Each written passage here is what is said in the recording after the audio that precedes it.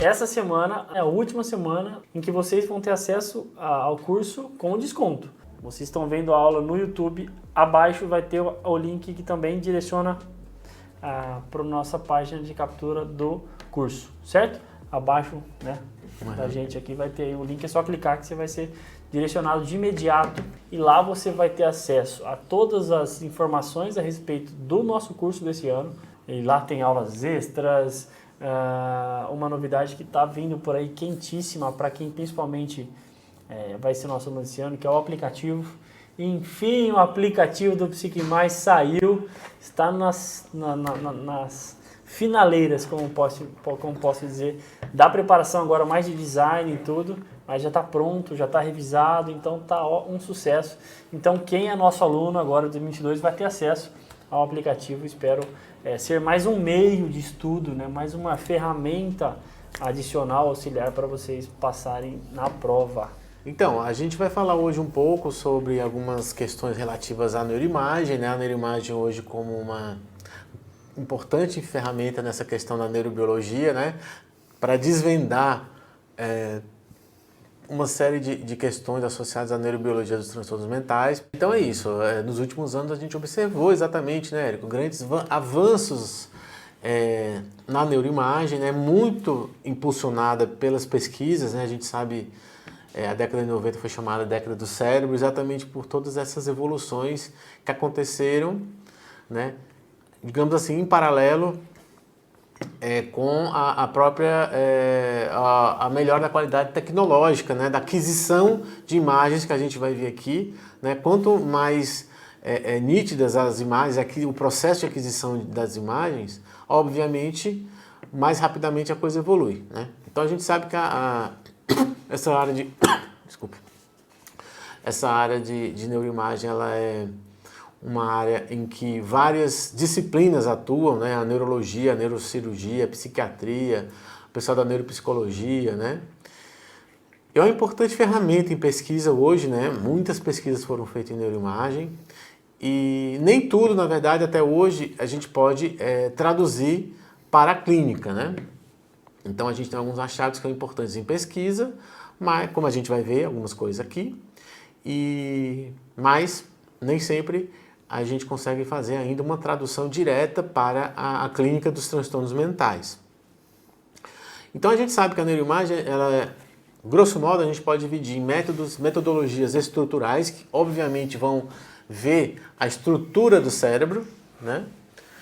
E os métodos funcionais, que vão ver, mais do que a estrutura, os métodos funcionais se ocupam de ver o funcionamento cerebral. Então é um pouco intuitivo aqui essas divisões, né? Dentre os métodos estruturais, nós temos do mais antigo para o mais recente, né? A tomografia computadorizada, a ressonância magnética estrutural, né? Ou simplesmente ressonância magnética. Temos a espectroscopia por ressonância magnética, que a gente vai falar um pouco aqui. E temos a imagem de tensores de difusão, né? Que diferentemente das outras, o DTI, né? Como é chamado, ele se ocupa de analisar a substância branca, né? A gente vai falar, as outras três principalmente analisam substância cinzenta. Tá? E os métodos funcionais que vão, como eu já falei, focar mais na questão do funcionamento cerebral. Então nós temos a ressonância magnética funcional, temos o PET, né, que é a tomografia por emissão de pósitrons, e o SPECT, que é a tomografia por emissão de fóton único.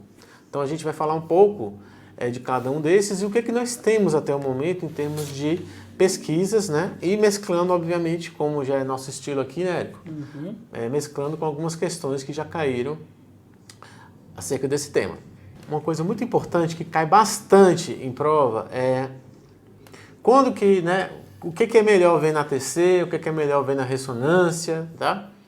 Então, assim, de uma forma geral, gente, a TC de crânio, hoje, vocês podem dar uma olhada aqui nas imagens produzidas do cérebro pela tomografia e do lado as imagens produzidas, né, as duas de cá, as imagens produzidas por um tomógrafo e as de lá por um aparelho de ressonância. Então, não tem que discutir a questão da nitidez, né? Você consegue ver muito melhor, muito mais detalhadamente quando você utiliza a ressonância.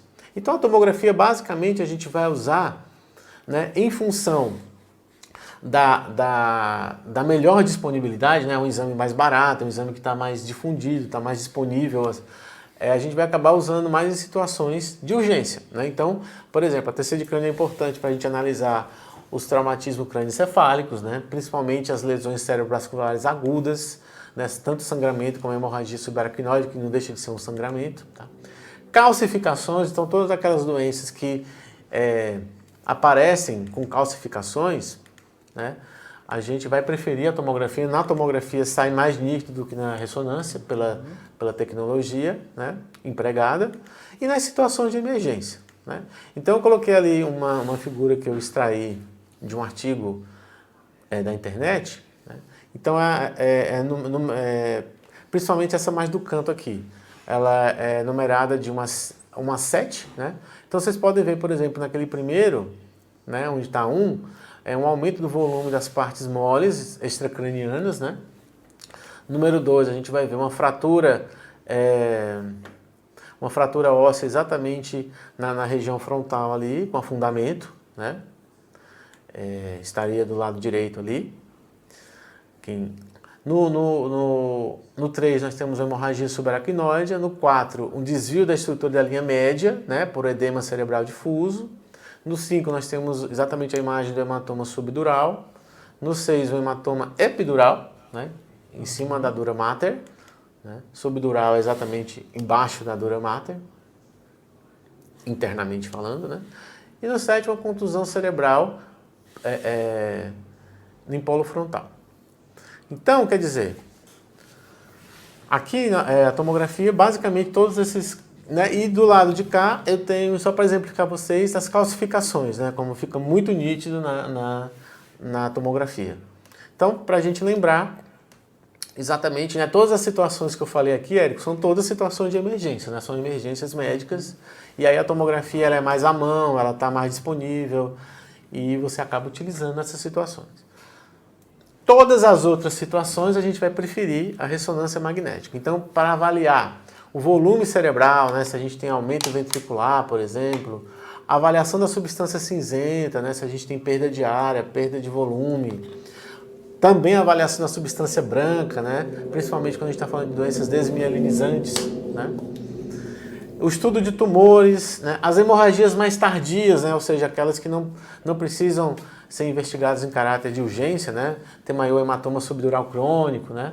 Então a gente vai sempre preferir a ressonância. Por quê? Porque a imagem é mais nítida, né? Nós estamos vendo aqui nas fotos. Né? E também nós temos situações em que eu quero estudar regiões que a ATC não consegue acessar, como por exemplo tronco encefálico e cerebelo. Então aí você também vai utilizar a ressonância de crânio. Então, para resumir, a ressonância ela dá uma imagem muito mais nítida, eu vou preferir, eu só não vou usar a ressonância quando for uma situação de emergência, que aí eu vou precisar lançar mão da tomografia pela disponibilidade, e também em situações de doenças que envolvam calcificação, que aí a tomografia é melhor.